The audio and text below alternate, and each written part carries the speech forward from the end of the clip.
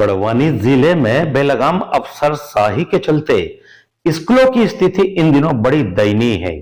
छात्र पढ़ना चाहते हैं लेकिन शिक्षक पढ़ाने की बजाय कामचोरी में लगे रहते हैं। अब जबकि बोर्ड की परीक्षा सिर पर है और छात्रों को उनके भविष्य की चिंता सताने लगी है, वह विरोध भी दर्ज करा रहे हैं। लेकिन जिम्मेदारों की मानसिक विकलांगता कहे जिसके चलते जानबूझकर छात्र छात्राओं के साथ खिलवाड़ हो रहा है। साल दर साल बोर्ड के परीक्षा परिणाम शून्य से लेकर महज 10 से 15% पर आकर रुक रहे हैं। इधर विभाग के आयुक्त से लेकर कलेक्टर व अन्य जिम्मेदार अधिकारी केवल कागजी आदेश निकालकर अपने पदेन दायित्वों का निर्वहन कर रहे हैं, तो स्कूल के प्राचार्य उन आदेशों को रद्दी की टोकरी में डाल देते हैं। नतीजा इस बार फिर बोर्ड की परीक्षा का परिणाम अपने निम्न स्तर पर आ सकता है। सवाल यह उठता है कि लगातार आदिवासी छात्रों के भविष्य के साथ यह खिलवाड़ क्यों? क्या जानबूझकर इन छात्रों को आगे बढ़ने से रोका जा रहा है? कलेक्टर से लेकर उच्च अधिकारी ऐसे कामचोर शिक्षकों के खिलाफ सख्त कार्रवाई क्यों नहीं करते? ऐसे कई सवाल है जिनका जवाब जिला प्रशासन से लेकर शासन को देना चाहिए और मंचों पर खुद को गर्व से आदिवासी बताने वाले तमाम जनप्रतिनिधियों की क्या जिम्मेदारी नहीं बनती, जो आदिवासियों के विकास की बड़ी बड़ी डींगे हाँकते हैं? उनके लिए भी यह खबर आंखें खोलने वाली है। जी हां, खबर शुरू करें इससे पहले नमस्कार, मैं आपका दोस्त रवि चौधरी और आप देख रहे हैं न्यूज टुडे एमपी खबर आज की। बड़वानी विकासखंड अंतर्गत मेड़ी माता में जनजातीय कार्य विभाग द्वारा संचालित शासकीय एकीकृत उच्च माध्यमिक विद्यालय में अंधेर नगरी चौपट राजा वाली कहावत चरितार्थ हो रही है। इस स्कूल में शिक्षकों से लेकर चपरासी तक से छात्र परेशान हैं। कोई अनुशासन नहीं और नहीं किसी का कोई नियंत्रण। बड़ी बात यह है कि छात्र खुद सख्त अनुशासन की मांग कर रहे हैं। इधर खुद स्कूल की प्रिंसिपल मौखिक रूप से अधीनस्थ शिक्षकों को बहाना बनाकर कल्टी मार लेती है, तो छात्र भी उनका अनुसरण करते हुए 2 बजे निकल लेते हैं। ऐसे में समझा जा सकता है कि माध्यमिक स्कूल में शिक्षक अपने पैसे के प्रति कितने गंभीर है और परीक्षा परिणाम एक बार फिर शर्मनाक आना तय है।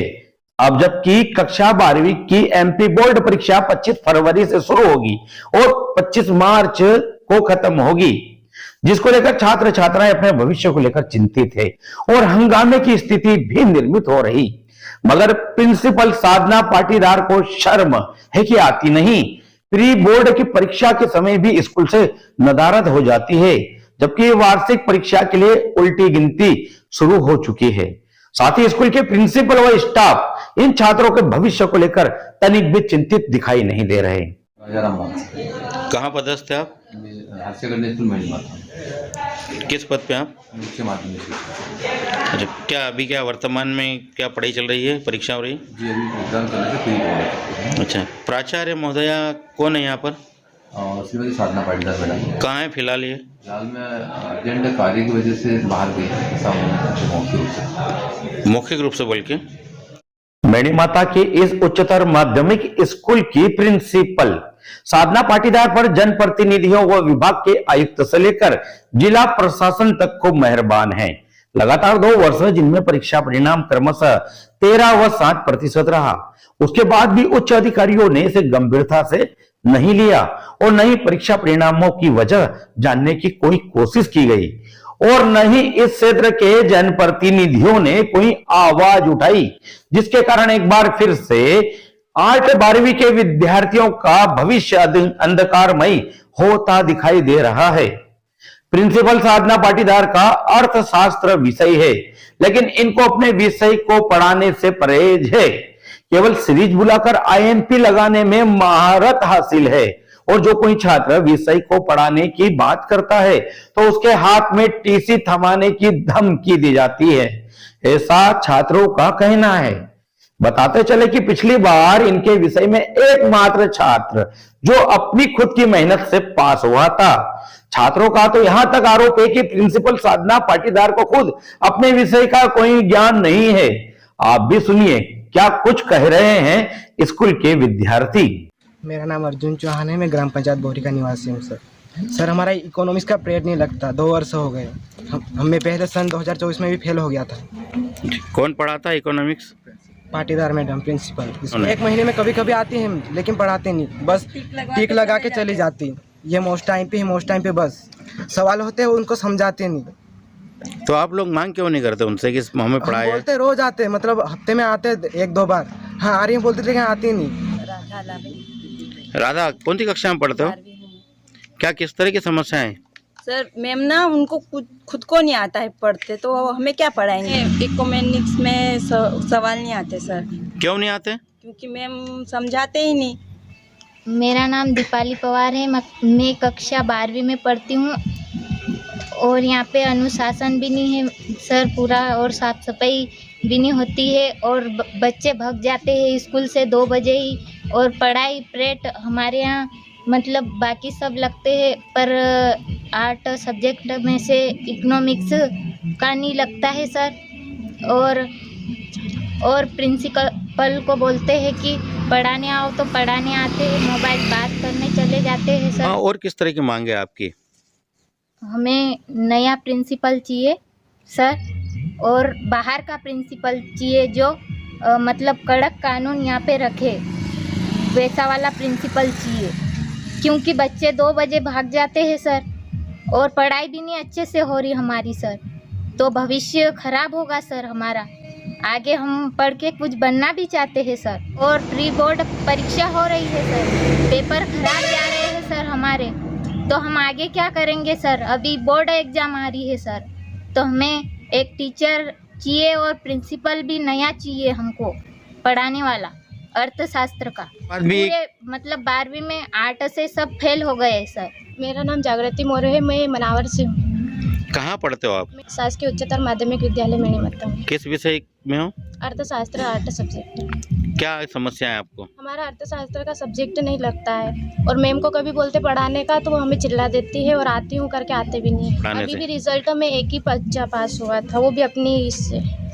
कुछ हम ज़्यादा कुछ बोलते पढ़ाने का ना, तो वो बोलते कि टीसी दे के रवाना कर दूंगी बोलते हैं। आप लोग फीस बराबर जमा करते हो? हाँ फीस जमा करते हैं, पर हमको उसकी रसीद नहीं मिलती है। आप रसीद क्यों नहीं मांगते हो? मांगते हैं पर देते नहीं, यहाँ पे नहीं मिलती है बोलते थे। मेरा नाम अजय राठौर है और मैं ग्राम मैनी माता में रहता हूँ, और मैं क्लास 12th में पढ़ता हूँ। मैनी माता शासकीय उच्च माध्यमिक विद्यालय में पढ़ता हूँ।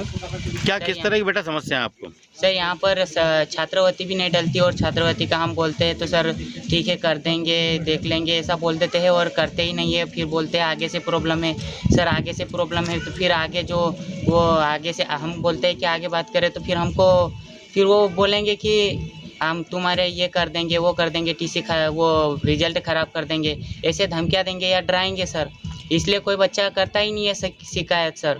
कितने सालों से आपको छात्रवृत्ति नहीं मिली? सर मेरी 9वीं से नहीं डली सर। शौचालय तो पूरा गंदा है सर, उधर बांस मारता है, जाते नहीं हम तो उधर। वो पीने का पानी अच्छा नहीं है। डायरेक्ट पानी तो भरते नहीं, एक आधे 5-1 दिन में भरते, फिर 1 सप्ताह में। आप प्राचार्य को आपके यहाँ पर है, उनसे शिकायत क्यों नहीं करते? बोलते हैं उनको, लेकिन वो करती नहीं, तो क्या।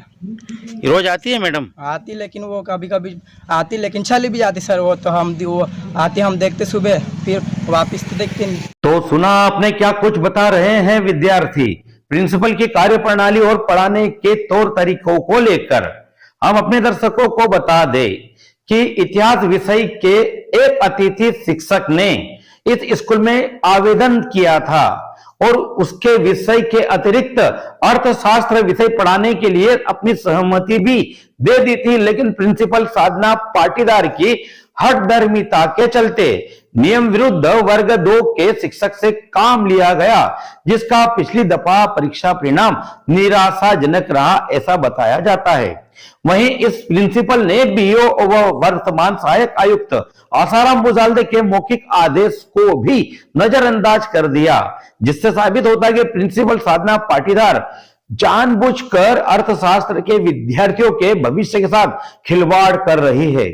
आरोप है इस स्कूल में प्रिंसिपल फीस तो लेती है लेकिन रसीद नहीं देती, और फीस की राशि के गड़बड़ झाले को लेकर इस स्कूल के शिक्षक पर हेरफेर की शिकायत के चलते उपायुक्त इंदौर द्वारा जांच भी हुई, जिसमें खुद प्रिंसिपल भी दायरे में है।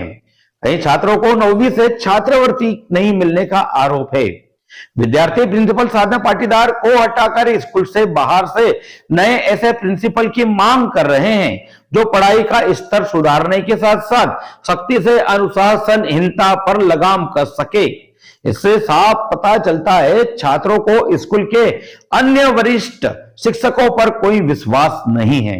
प्रधानमंत्री के आकांक्षी जिले में शामिल बड़वानी के पार्टी विकास खंड में विकास की गाथा लिखने वाले नवाचार के आदि collector doctor Rahul Haridas putting को इसके लिए सम्मानित किया गया है। यह बड़वानी जिले के लिए बड़े गर्व की बात है। जबकि इसके विपरीत हाल ही में भ्रष्टाचार की पोल खोलती तस्वीरें विकास गाथा को मुंह चिढ़ा रही है, जो कि एक वानगी है।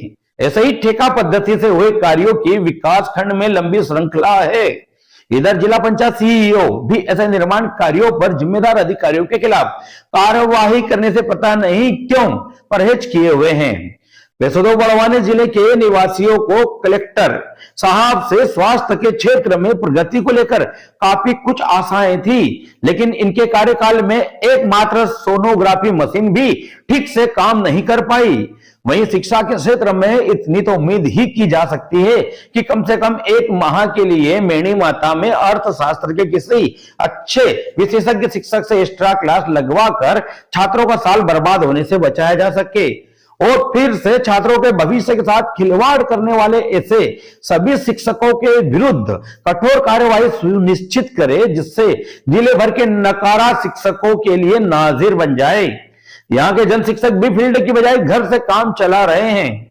तो दोस्तों, आगे भी ऐसी ही खबरों को देखते रहने के लिए आपने न्यूज टुडे एमपी को सब्सक्राइब नहीं किया है तो अभी कर ले और खबरों को लाइक और शेयर करना ना भूले।